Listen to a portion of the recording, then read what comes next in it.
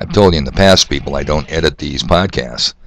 Number one, I'm not sure how to do it. Number two, I don't know if this 2011 laptop would pull it off. And number three, I'm just too goddamn lazy to learn. So yes, I hear it. I play them back before I upload them to YouTube. I hear all the snorting and the wheezing in the background. God damn, it must be those allergies out there. Because if you're not dodging the daily or every other day showers, you're outside working in the 45-mile-an-hour wind gusts, and all kinds of shit's blowing around in the air. I think I'm getting sensitivities. And of course, another possibility is they might be reformulating the chemical concoction they spray on us daily. Yeah, chemtrails. They spray us like bugs, people. I wonder what they're putting in that shit. Inquiring minds want to know. So, see, I could hear that. I hope it's not going to become a habit either. And it always could be these knots in my cord because I got them again this morning. Yeah, this is what I deal with on a daily basis. So it's rain, rain, go away. Little Johnny wants to play, huh? Well, little Johnny ain't alone. I mean, I want to transfer my trailer load of black mud into my raised bed garden. You know, some wizard over at the bottom Peter Pit. Yeah, yesterday I was over there trying to enjoy my private, peaceful, tall, cool, crisp Millennium Budweiser. But the rest of the crowd would not have it. Have none of that. Somebody suggested, why don't you just plant your trailer and you can move it around to where the sun shines? Because the sun has been a little AWOL lately. I haven't seen it laying and lurking up in the sky. So little Johnny wants to play. Well, farmers want to plant. I want to do my garden. And construction workers want to dig, backfill, paint houses, roof, follow me, do what construction workers do. This rain is relentless, and it's really getting old, and it's pissing me off. All right, well, the bottom Peter Pit was busy as hell yesterday. And, of course, the usual characters were there. The good, the bad, and the ugly all gathered yesterday. The good, we had HB and McHale's Navy, of course. The bad, well, let's just call him BFN, the mailman. And, of course, the ugly, oh yeah, Murray was there, doing what he does best, whining, sniveling, mooching free drinks. Oh, he was in rare form, and he's damn good at what he does.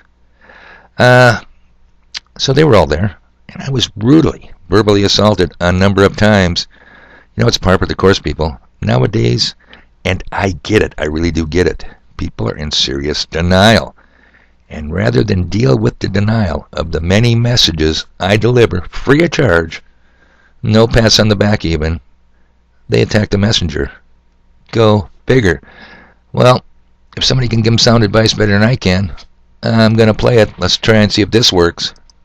I want you to understand something really important. You may not like what I'm going to say, but whatever it is, I'm here to help. And you must never, ever forget that. But what I'm more concerned about is the fact that you're in denial. Okay? The minute and the quicker you come out of denial, the quicker we can work together. Good common sense from guess who? Yeah, I'm a nice guy, people. I'm only here to help. There isn't anything more in it for me than that. Plus, I got stuck out there on this goddamn wall.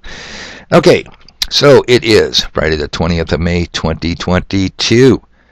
In yesterday's podcast, and the incredible power over 190 nations, including the U.S., it dealt with what's just over the horizon, the horizontal horizon. Oh, yeah, they were picking on me for flat Earth, too. That I can clearly see from my perch up on this most lonely wall. Now, did any of you just happen to think, gee whiz, I wonder why the WHO needs such massive centralized control over so many people's health decisions, and the lockdowns, and the social distancing, masking up, and taking the pokey poke, travel restrictions, and, of course, a digital passport? Did any of you just happen to consider, gee whiz, I think they're planning something?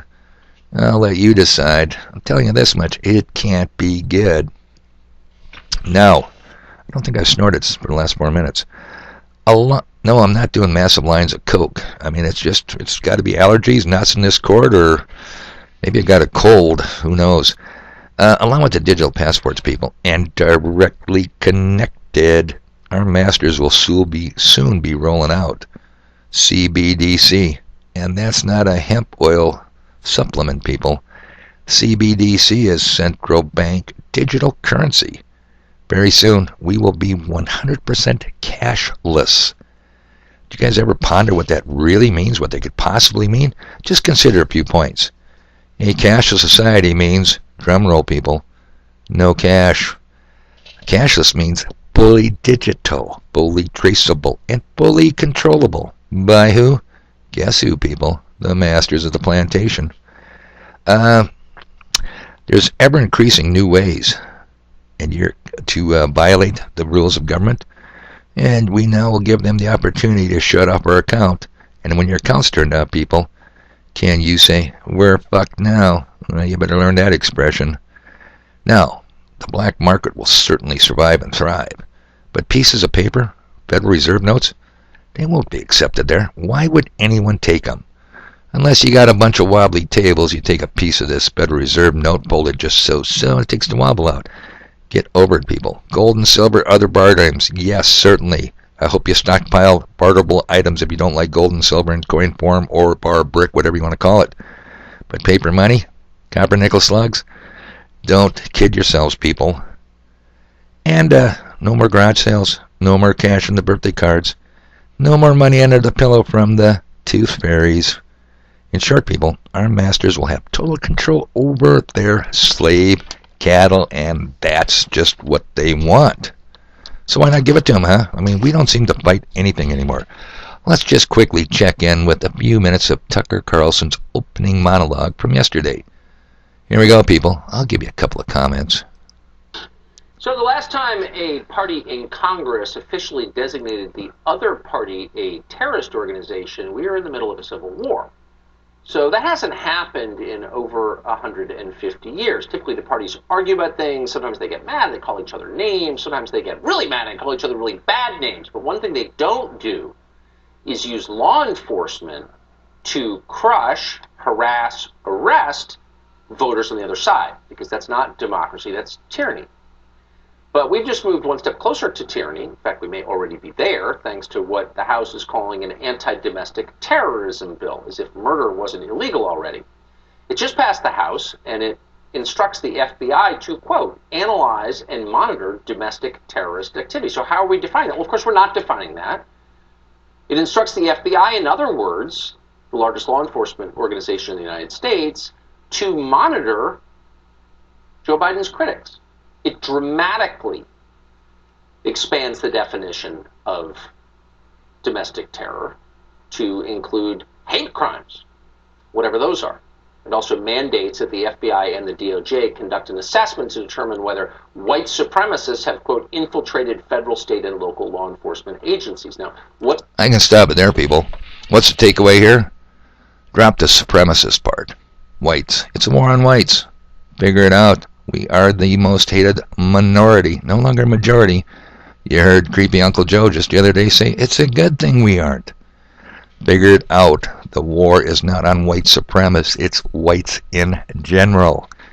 Alright, what else happened? The empty suit in the White House, yeah, the imposter-in-chief, is evoking emergency war powers not used since the Korean War. When was that? 1950 to 53, somewhere in there? Giving the District of Criminals, Washington, D.C., total centralized control of manufacturing, transportation, and distribution. Don't we have enough problems already with the supply chain? And you think that buffoon getting involved is going to make things run smoother? And, it's the baby formula caper again.